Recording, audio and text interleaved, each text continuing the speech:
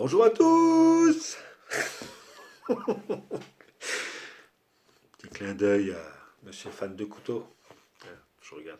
Bon, c'est pas méchant, hein, il ne faut pas de lui. C'était un petit clin d'œil comme ça, sympathique. Salut à toutes et à tous. Me revoici pour présentation d'un petit couteau, qui n'est pas petit, non. Voilà, que pareil, des couteaux qu'on n'a pas l'habitude de voir en français, hein, souvent. Souvent, comme j'ai déjà dit, on a en américain, en anglais, hollandais, en russe aussi, il y a beaucoup de trucs de Russie, etc. Bon, voilà. Donc aujourd'hui, crack, le Fox Rimor Bushcraft. Donc celui-ci, je l'ai déjà utilisé, ça fait un moment. C'est celui que j'emmène comme couteau bourrin lors de mes sorties la plupart du temps. Je l'aime bien. Enfin bref, je vais vous détailler tout ça. Donc voilà. Alors, je vais vous sortir la bête.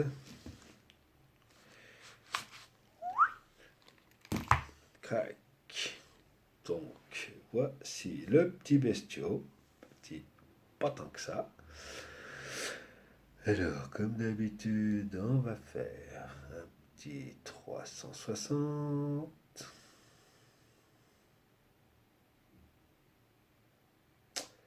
Histoire que vous puissiez un peu voir à quoi ça ressemble.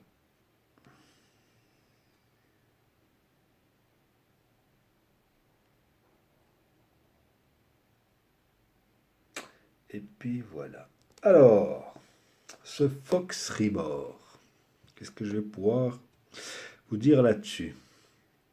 Bon, c'est un couteau qui pèse 360 grammes. Hein. Voilà. C'est un couteau de prédilection où voilà, quand on a besoin de faire de la coupe à la volée, c'est ça qu'on prend. Voilà, ça, c'est au top, au carreau, ça va tout seul. Il est en acier boleur N690 CO, donc CO c'est qu'ils ont mis du cobalt dedans. La dureté est de 60 HRC. La longueur de la lame 17 cm 5, la hauteur de la lame 4 cm 8 au plus haut. L'épaisseur de la lame 6 mm, la longueur du manche 13 cm, la longueur totale 30,7 cm, l'angle d'aiguisage 24 degrés. La matière de la poignée, c'est en FRN, c'est une espèce de plastique. Ouais, main mouillée, tout ça, ça glisse. Enfin, c'est pas top le FRN. Enfin, moi, bon, vous connaissez, j'ai les mains qui pissent, comme on dit. Non, c'est pas le top du tout. Ça, c'est obligatoire. Obligatoire. Et pour une autre raison aussi. Et puis, donc l'étui que je vous présenterai tout à l'heure, il est en cordura. On trouve ce couteau à 160 euros par là. Après, on peut l'avoir peut-être un peu moins cher si on cherche bien. Il n'y a pas de souci. Donc, qu'est-ce que je pense de ce couteau? Ce couteau, donc, comme j'ai dit tout à l'heure, pour couper, brancher, etc., c'est géant. Donc, l'important, c'est de bien attacher, hein, par contre, la petite cordelette, parce que le poids, en fait, il est tout vers l'avant. D'accord. Donc, quand on a les mains qui pissent comme moi, ou pas, parce que ça peut le faire aussi aux autres, hein, mais encore plus aux gens comme moi.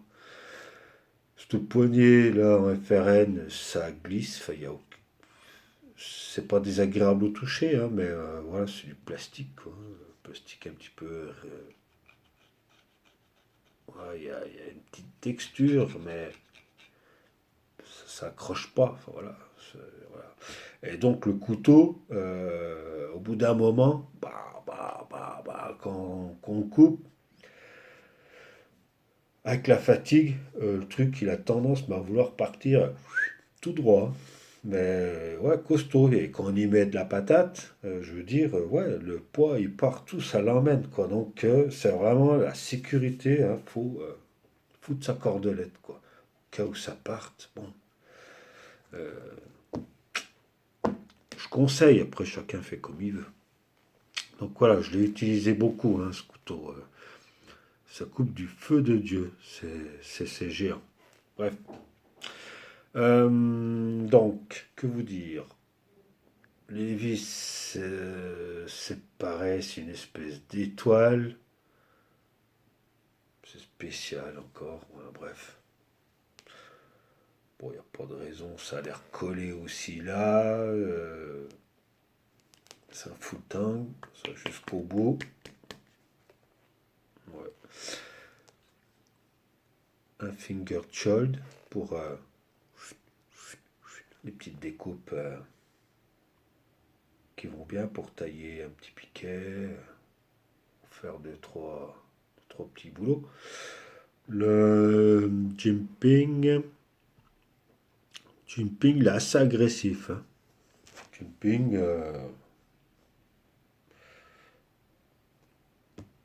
il est assez agressif, puis il n'est pas si efficace que ça. C'est-à-dire on le sent bien, c'est là, mais je trouve ça c'est pas. Bon, après, alors, il n'est pas obligé de forcer comme des gros bœufs dessus, hein, mais ouais, voilà, enfin, je veux dire, bon, je l'aime bien quand même, ce truc, ça va bien. Donc, trou là, histoire de pouvoir le fixer, l'attacher ou ramener la cordelette là, l'accrocher pour que ça fasse comme une garde de sabre, hein. C'est efficace aussi, ça marche super bien. Euh, Qu'est-ce que vous dire? Il y a un brise, enfin talon dépassant, qui fait pour brise 8, non, parce que ça arrondit. Je sais pas son nom, parce qu'avec la corde, là, j'ai mis une épaisseur. Voilà. Mais bon, ça sert bien. Il y a des encoches faites dans le manche pour y placer les doigts. Ouais, ça, les doigts vont bien dedans, mais en fait, après, là, c'est vraiment pardon, ces parties-là qui viennent pour hein, s'emmancher dessus. Le poignet, il n'y a pas de point chaud. La petite arête là, elle tombe bien entre les deux doigts là. Alors ça, peut-être qu'un peu à la longue, voilà. C'est pas génial le FRN, hein, je trouve pas ça géant, moi perso. Après, voilà. La lame, elle coupe super bien. Franchement, c'est super efficace. Donc il y a un revêtement anti-rouille au-dessus. Euh, Qu'est-ce que je peux vous dire d'autre? C'est un couteau, il se place bien dans la main, d'accord? Et pareil, hein, le finger choil là, il n'est pas désagréable du tout au doigt, ça blesse pas, ça fait pas mal. Là c'est plat, c'est tout doux, ok? Euh, la lame là, je pense pas que ça doit créer de l'étincelle, ça avec leur vêtement, j'en sais rien en fait, j'ai pas essayé, je vais m'essayer. Mais je pense pas, pourtant bon bah, on peut gratter, c'est pas violent, hein, ça coupe pas, mais c'est pas non plus arrondi. Donc voilà, donc je lui ai déjà tapé sur la gueule, hein, le revêtement il tient bien jusqu'à maintenant. Qu'est-ce que je pourrais vous dire d'autre? Bah écoutez, bon après c'est pareil, moi j'ai toujours des produits sur la lame. Euh, ouais, non mais de toute façon,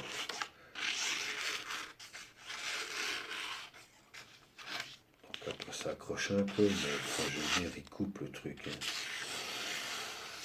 Ouais, enfin, je veux dire, Non, il est efficace, hein, je l'ai essayé celui-ci, donc je sais, ça fait un moment que je l'ai. Je l'emmène avec moi comme couteau de bourrin, comme je vous l'ai dit, pour ébrancher et tout ça.